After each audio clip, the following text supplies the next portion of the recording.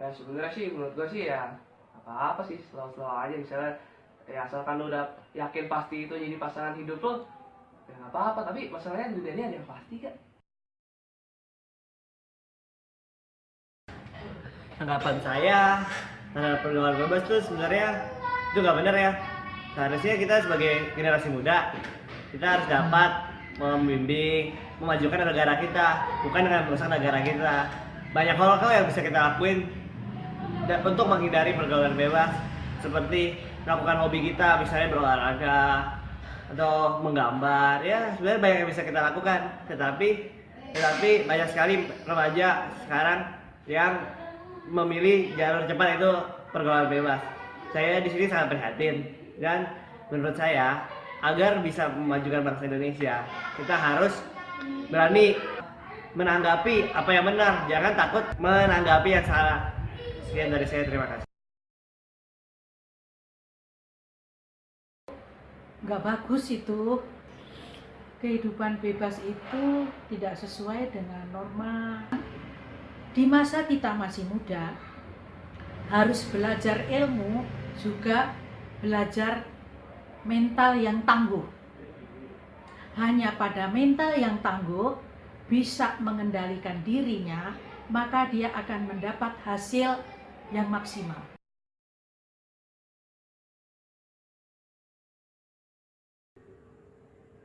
Pergaulan bebas di kalangan mahasiswa.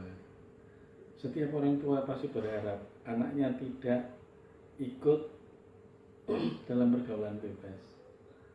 Karena setiap kali orang menyebut istilah pergaulan bebas, beberapa hal yang terkait dengan pergaulan bebas, orang muda melanggar hukum, melanggar norma sosial, melanggar norma agama, tidak ada semangat untuk belajar, dan nantinya ya akhirnya jadi orang yang terbuang.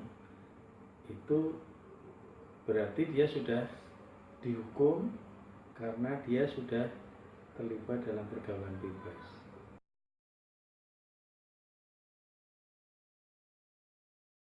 Yang pertama, ada yang sifatnya internal, ada yang sifatnya eksternal. Kalau sifatnya eksternal itu tentunya faktor lingkungan yang membentuk orang itu. Misalnya keluarga, media, teman sekitar, dan lingkungan pergaulan. Nah, itu yang eksternal. Yang internal adalah diri mahasiswanya itu sendiri. Dia punya cukup self control atau enggak, dia mampu mengontrol dirinya atau enggak. Nah, untuk mengontrol dirinya itu dia harus punya nilai, value atau prinsip hidup yang cukup kuat. Bagaimana nilai-nilai atau prinsip-prinsip itu bisa terbentuk dalam diri mahasiswa, ya kembali lagi ke lingkungan keluarga di mana dia dibesarkan. Orang tua itu cukup berperan penting untuk membentuk kematangan kepribadian anak. Terus lagi juga adalah yang penting adalah pendidikan seks ketika mereka masih di usia yang lebih muda. Jadi banyak orang yang menilai bahwa pendidikan seks itu tidak perlu diberikan, itu tabu, nanti mereka akan tahu sendiri. Nah, kemungkinan besar mereka mengetahui dengan cara yang salah. Bisa lewat video, bisa lewat majalah yang nggak benar, artinya memberikan informasi-informasi yang salah.